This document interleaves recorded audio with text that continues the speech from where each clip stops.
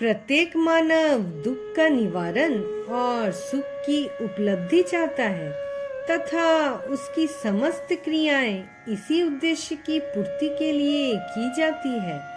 कौन दुखी होना चाहता है अथवा कौन सुखी होना नहीं चाहता? राजा हो या रंक, विद्वान हो या मूर्ख, बड़ा हो या छोटा, पुरुष हो अथवा नारी, सभी दुख निवारण और सुख प्राप्ति के लिए प्रयत्नशील रहते हैं, किंतु स्थायी सुख प्राप्त नहीं करते। संसार परिवर्तनशील है तथा प्रत्येक क्षण परिवर्तन होता रहता है। सभी कुछ निरंतर बदलता रहता है। किसी की स्थिति सदैव एक सी नहीं रहती। प्रातःकाल सूर्य का उदय होता है, मध्य में वह प्रचंड एवं प्रखर हो जाता है और सायंकाल अस्त हो जाता है तथा प्रकाश के स्थान पर रात्रि का अंधकार छा जाता है, किंतु अंधकार भी स्थायी नहीं होता तथा उसका भी लोप हो जाता है। इसी प्रकार ऋतुओं का परिवर्तन चक्र चलता है। परिवर्तन प्रकृति का नियम है। मनुष्य का देह भी बाल्यावस्था से वृद्धावस्था तक निरंतर बदलता ही रहता है और अंत में विनिष्ट हो जाता है। मनुष्य एवं समाज की परिस्थितियां भी सदैव बदलती रहती है। दुख और सुख का एक चक्र है जो प्रत्येक मनुष्य के जीवन में चलता है तथा इसका कभी अंत नहीं होता। यदि दुख आया है तो वह सदा नहीं रहेगा तथा दुख के बाद सुख अवश्य आएगा। यदि सुख आया है तो वह भी सदा नहीं रहेगा तथा सुख के बाद दुख का आना निश्चित है।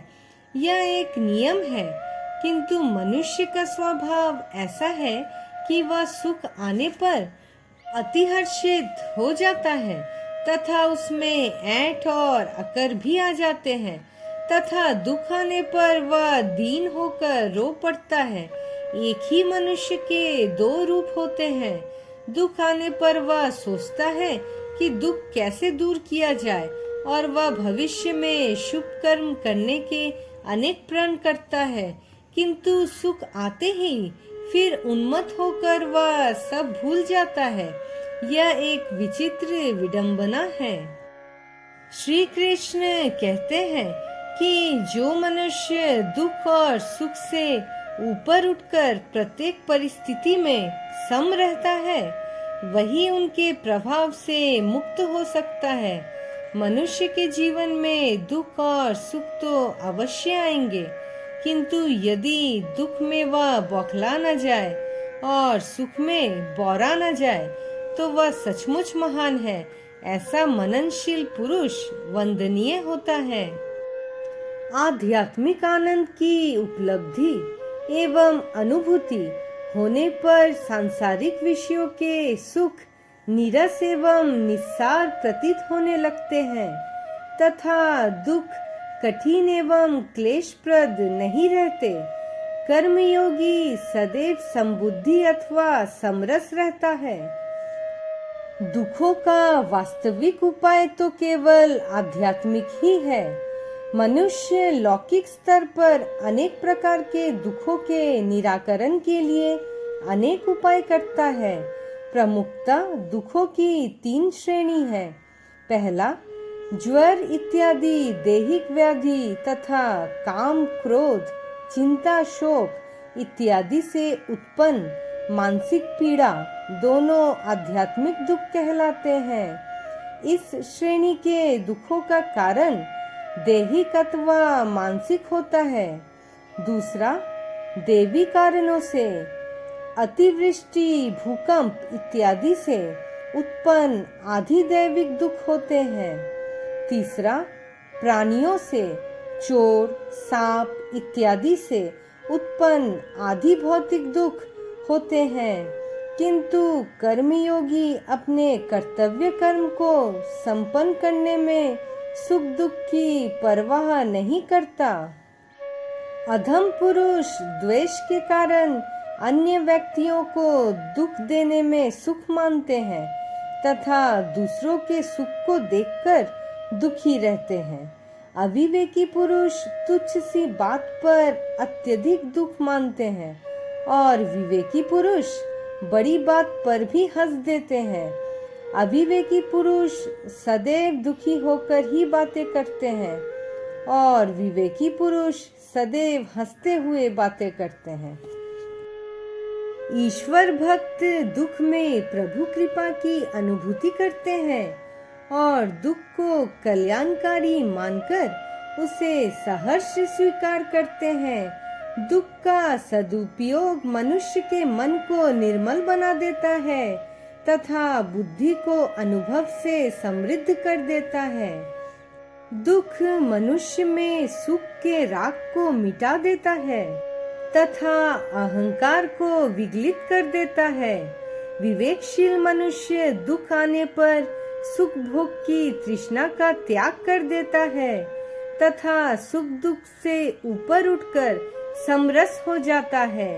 दुख मनुष्य की चेतना को चिंतन के धरातल पर ला देता है तथा सत्य के समीप ला देता है।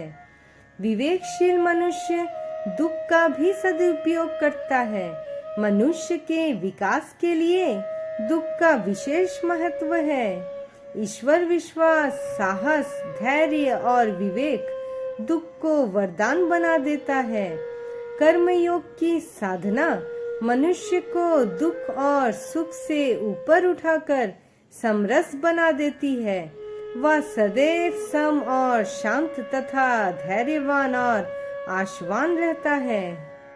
गंभीर विचार करने पर यह निष्कर्ष निकलता है कि मनुष्य अपने सुख दुख के लिए स्वयं ही उत्तरदायी है तथा वह दूसरों को व्यर्थ ही दोष देता है। मनुष्य अपने ही विचारों एवं कर्मों से सुख दुख पाता है। सुख दुख मन की अवस्थाएं हैं तथा वे बहिर्जगत की घटनाओं पर आधारित नहीं होती, बल्कि अपनी विचार शैली और कर्म पर आधारित होती है। बहिर्जगत की घटनाओं से अप्रभावित रहकर ही मनुष्य समरस रह सकता है तथा सन्मार्ग पर दृढ़ रह सकता है। वास्तव में बाहरी घटनाओं से विचलित ना होकर अर्थात समत्व भाव में स्थित होकर कर्म करते रहना एक कला है जिसमें कुशलता प्राप्त करना कर्मयोगी का साध्य होता है। स्थित प्रज्ञ महात्मा सुख दुख से ऊपर उठकर सदा एक रस रहता है।